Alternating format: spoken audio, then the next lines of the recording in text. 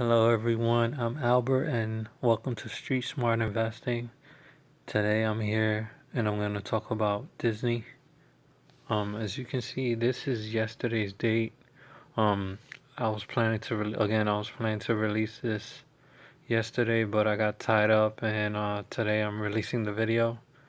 Today is actually the 18th of February, so this was one day late. This was yesterday. So I'm going to be going from left to right and then all the way around and then all the way to talk about the business. So that's the share price right now at 139. This is the price that I recommended last year to at a buy, and this is what I'm recommending to um I wouldn't say sell, but to consider it. I'm not making any suggestions, but this is just my perspective on why um, now is a good time to just get rid of it. The net income is 10.88 billion, revenue 69.57 billion, operating is at 14.46 billion, cash flow is at 1.4 billion. Next up, market cap is at 251.93 billion. Assets 193.98 billion. Liabilities 91.15 billion. The dividend is at 1.25%, which is pretty low in my opinion. Debt to asset, it's almost the same as saying debt. Their debt went up by 3.75%. So the total is actually 47% debt, which is for Disney, it's not that bad because they have so many other businesses. Since they're a conglomerate, meaning they have several businesses surrounding their core business. So that's not too bad for Disney at all. PE 23.52. That's a little bit more than what I usually like to go for. Again, I usually go for minimum of 10, max 20. So I mean, it's not too bad since it passed the 20 range. Their margins is 15.89%, which went down 2.5%. No, it went down 25% from their total. So that's actually not a good thing. And now I'm going to talk about the competitors. They have Universal slash CNBC, which is Comcast. That's supposed to be a T at the end. I don't know if you see it, but that is a T. Comcast, yeah. And their other competitor, which I believe is another main competitor, is Warner Brothers, which is one of the AT&T divisions, Warner Media.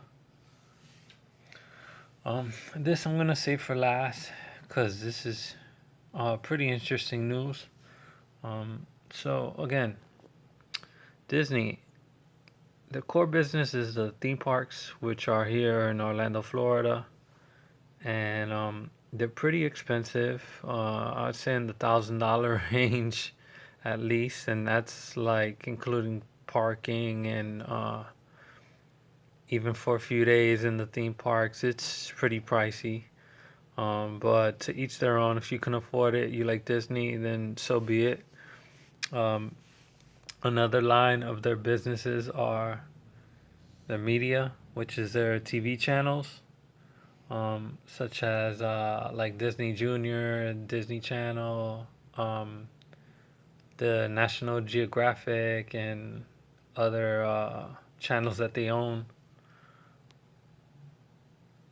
Fox as well. I know they bought Fox recently. Another stream of their business is their clothes, household items, and other products. Other products such as like kitchen stuff. They sell like Disney spoons and forks and um, just Disney themed stuff for your house. If you ever gone to the theme parks, you ever go into one of their stores, obviously they sell stuff for kids like plastic swords and hats and clothing and all these stuffed animals and stuff like that. But again, um, it's related to stuff that they have for kids, and then also they like to implement household items as well, along with clothes for the family, which is good for any age and for couples as well. Um, so moving on to their other stream of business, which is the movies. Disney Plus, which is a big impact that they have about right now. They acquired Star Wars and Lucasfilms a few years ago, and Marvel a few years ago. They're really doing good on that end. Um, so Disney, they're a very successful business. They started in I think around the 1950s or something like that, and then um, it all started with Walt Disney's dream, and his brother as well was the co-owner for a good at least 30, 40 years, and then he passed away in the 90s. The business got passed on to different leaderships and ownerships. And lo and behold, Disney is still doing good. Um, Throughout the years, I just want to say that uh, when I was young and I went to Disney, the core business of Disney was really about when you go to the theme parks, each theme park had their own theme, and each park represented something. The Magic Kingdom represented for couples and love and sharing a fantasy land. And then Epcot, their other theme park, represented science and innovation. And their other MGM studios represented, at the time it was called MGM Studios, it represented the movies.